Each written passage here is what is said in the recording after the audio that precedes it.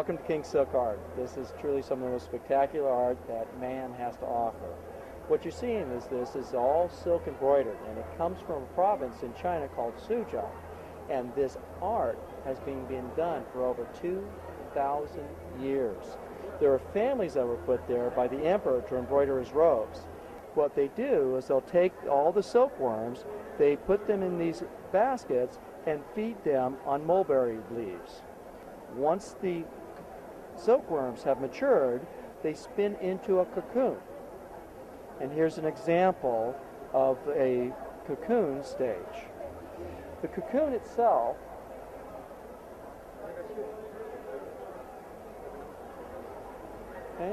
and what they do with this is they'll take a vegetable dye, permeate the silk with the dye.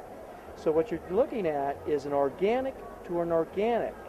So the dye becomes a permanent fixture in the silk thread, and so it will never lose its color.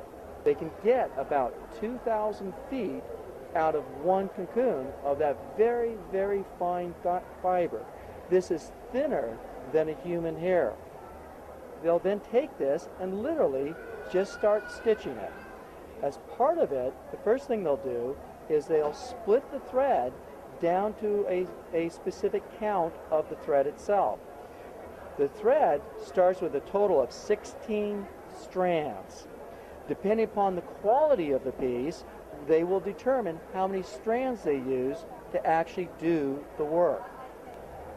Something like this, like a tiger for example, these top quality pieces will take anywhere from months to years to complete. So if we look, for example, at the back of one piece, and here you can actually see that how lovely it actually is. And if you were to rub your hands over it, you can actually feel the little knots. This is actually one of the key elements to tell you that this has actually been stitched by hand. So in fact, if you turn it over, and there's the front. Absolutely wonderful.